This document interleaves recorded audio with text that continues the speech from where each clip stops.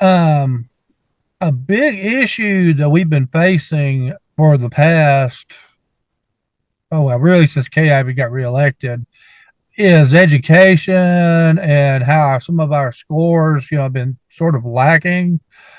I know the lieutenant governor does have enormous power over, education and what schools do. Um, how would, how do you think we should like improve our educational performance in the state? See, What are we doing wrong here? yeah, well, I wrote an article about that during the last campaign because, I was for what was called a no strings attached uh, school choice voucher system. Because basically, if you don't do that across the board with no limitations, I mean, any family can do it, right? You give about a $10,000 voucher or whatever, because I think we spend about 12,000 per child. But you say you give a 10,000 voucher to every parent and let them choose what school they want to take their children to. Now, what that's going to do is there's going to, of course, going to be people who want to go to private schools or whatever. A lot of people are going to want to go to their public schools for the football or different services or whatever. But what's going to happen is that if you let the true free market take over instead of government controlled, central government, whether state central government or do that. If you let that take over, then what's going to happen is the bad schools are going to not get any of the money. I mean, people are not going to want to take their kids to the bad schools. They will begin to disappear. The good schools will get better because there will be competition for people to come there. Just like, I mean, really, it's capitalism. If we don't introduce real capitalism into our school system, then we're going to keep getting the socialist problem, the communist problem of mediocrity or total failure. But capitalism, free market, that's what works. And if we would apply it to the school system, their tax dollars that they spent that get spent on every child, if we would just give that back to the parents, not in cash, but as a voucher where they had to take it and use it at a school somewhere, or, and then just exclude homeschoolers because they don't want any strings on them at all. If you do that, then guess what? You will break it down. And this is why I had a problem with the previous school choice bill. I said the problem is what we're going to do is we're going to help a few, a percentage of kids, and that's good to help some of those that are struggling or in bad schools. And it's good to help a few, but you're not going to change the system if you don't implement true free market capitalism into the public school system.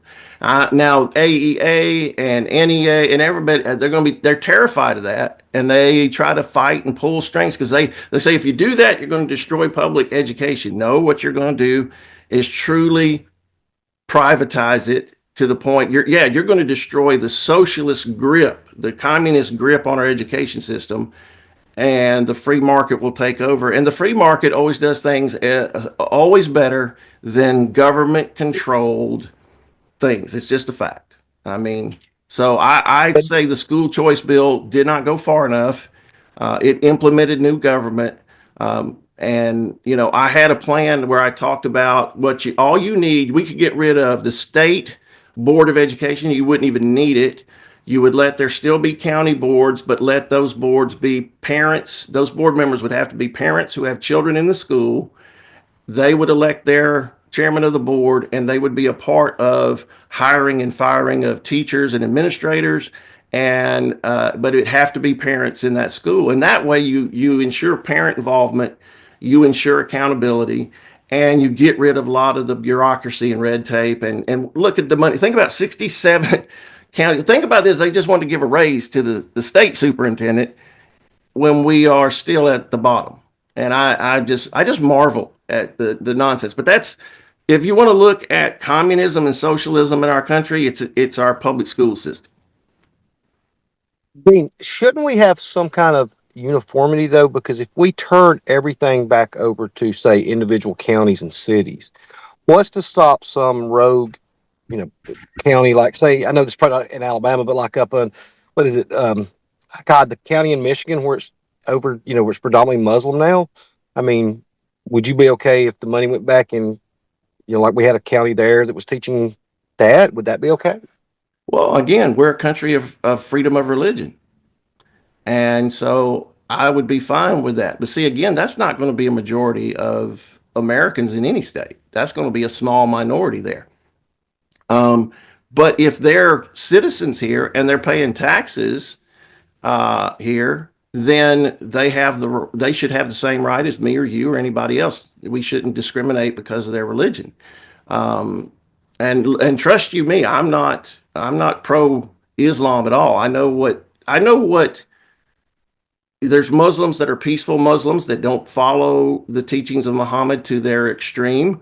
And then we have what we call the Muslim extremists. And so you're talking about a group that's even smaller.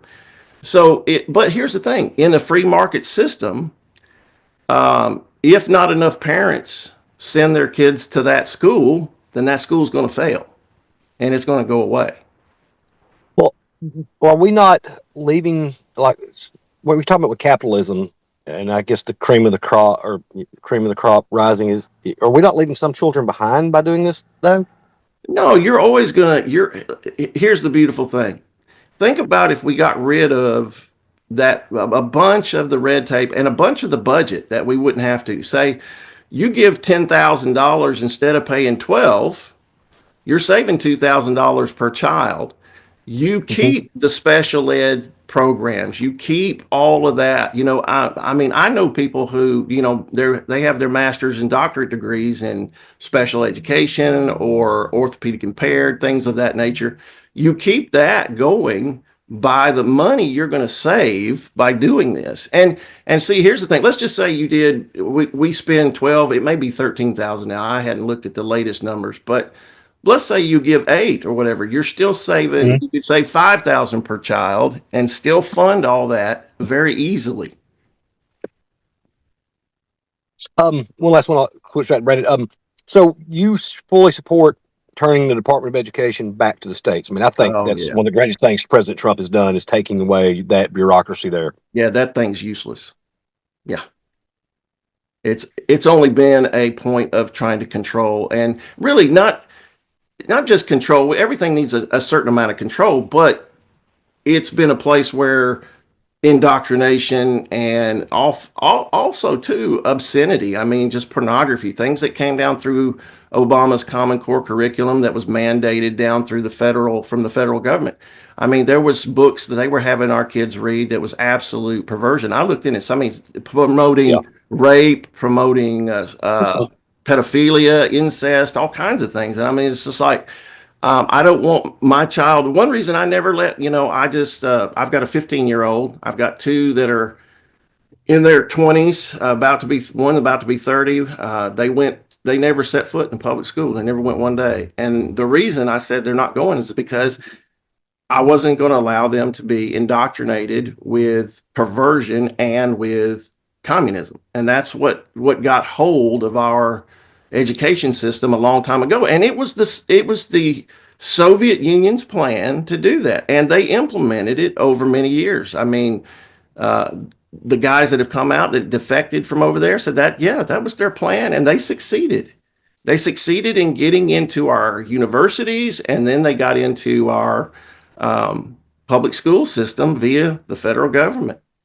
And it was both Republican and Democrat. And Bush family, the Clintons, the Obamas, it all came down through them. And it's evil. And it's why we're at the bottom. I mean, I don't think Alabama school children are somehow dumber than other kids or not as smart or whatever you want to say. It's just a bad system. And that's why really, I mean, across the board, the United States doesn't rank anywhere near the top in education. So the problem is our system. And to me, I look at this. I'm a pragmatic kind of guy. You see something that's not working, you don't put a Band-Aid on a gunshot wound. It's not working. We've got to do something drastic to change course completely. Now, that's why I like what Trump is doing this time.